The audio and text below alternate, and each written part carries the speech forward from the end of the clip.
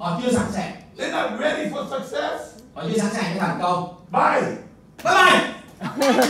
Yeah. Những người sống có đau khổ. You know, I'm with Philip Chung. Philip always say to me, I teach the people ready to be taught. Tức là khi ông nói chuyện với một trong những team lead rất thành công là Philip Chung á, là tôi chỉ dạy những người nào sẵn sàng đi học thôi.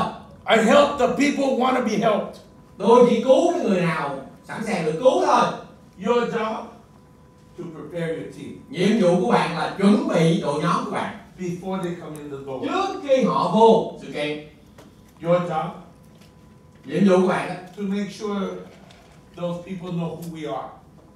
phải chắc chắn rằng cái người đến học trong team của bạn biết được Alan và Trung Yêu hoặc là những người speaker bất kỳ sự kiện nào đến họ là ai.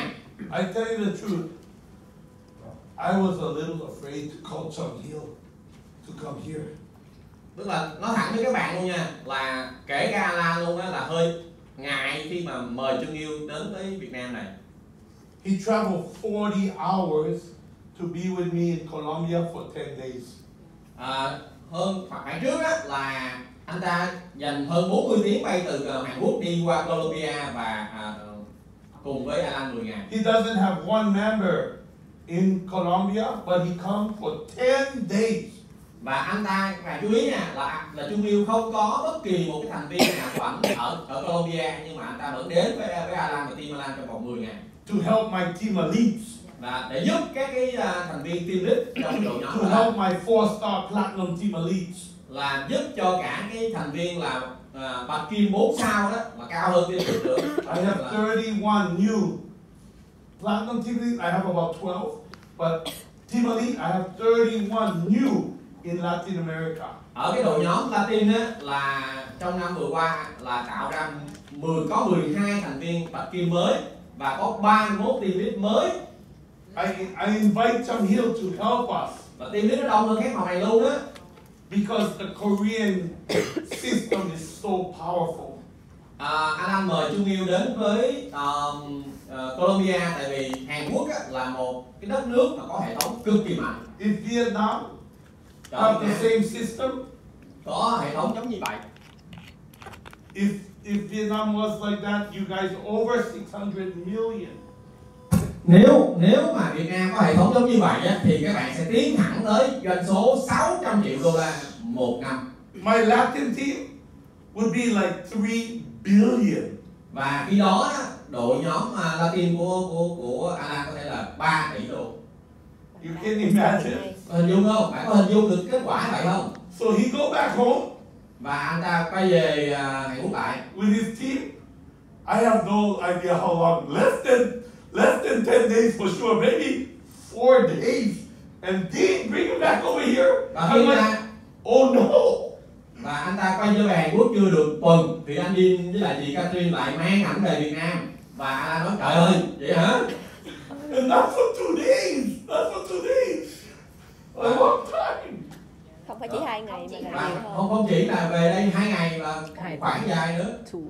Then he go back from Vietnam. Và khi mà anh ta mới từ Việt Nam quay về Hàn Quốc, I wanted him to come with me. và sau bây giờ cái anh nói là muốn hỏi không? Để muốn quay Việt Nam nữa hả? Đặt trường hợp là bạn có ngại không? Bạn có ngại khi mà nhờ Trung Yêu qua Việt Nam không? I was thinking over and over, do I really need him? Yes, but I cannot call him. His team need him. Alan có hỏi là có nên gọi anh không? Chắc cần đấy, nhưng mà giờ đội nhóm của anh cũng cần anh nữa.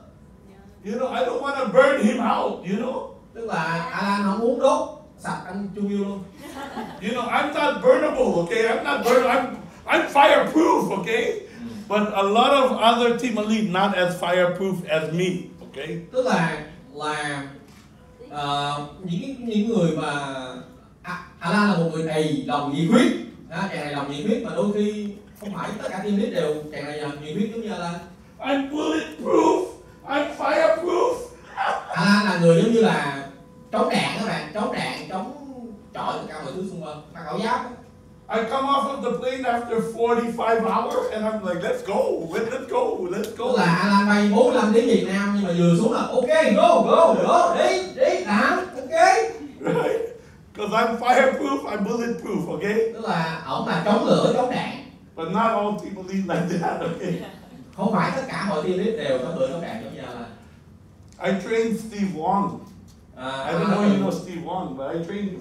Alan đã từng huấn luyện Steve Wang là một team lead thành viên 10 triệu. Before, 3 days with me, and he cannot get up in the morning. Và Alan huấn luyện Steve Wang 3 ngày xong ổng không dậy nổi luôn. Team lead thành viên 10 triệu huấn luyện xong không dậy nổi. No, Xong rồi ổng lắc lư. Đâu ai nhảy thôi nghỉ khỏe. Patty Acosta, when I used to tour with her, we get up every morning at 5, we work to 1:30, we get up at 5, we go to the next city, we work until 1:30 in the morning, we get up at 5, we work to 1:30, every day after day after day. Khi mà ổng làm việc với cô Patrick Acosta là một lãnh đạo lớn của Colombia đó, là dậy vào 5 giờ sáng, làm việc tới 1 giờ rưỡi sáng ngày hôm sau, xong dậy 5 giờ sáng đi qua thành phố khác, làm việc tới 1 giờ sáng rưỡi sáng ngày hôm sau, qua thành phố khác và tiếp tục như vậy. One day, Patty opened the door. Và một ngày Patrick Acosta mở cửa. Teach me how to meditate. Hãy dạy tôi ngồi thiền được không? I'm about ready to die. Vì tôi chắc sắp chết luôn rồi. I need to learn how to meditate. You have some kind of secret. I need that secret. Ông thể dạy tôi cái cách nào mà nó ngồi thiền để nó khỏe trong một cái bí mật thiền định nào đó mà giúp con khỏe vậy đúng không? Maybe you want to learn that secret from me. Có thể là bạn cần học cái bí mật đó từ ổng. I'm happy to teach all of you anything you want to learn.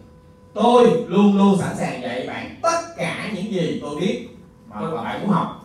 But my job Nhưng mà nhiệm vụ của tôi to make sure you know the path. là chắc chắn bạn biết được con đường.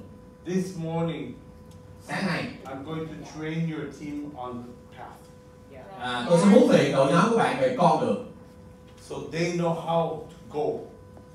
Để họ làm sao biết rất rõ họ đi.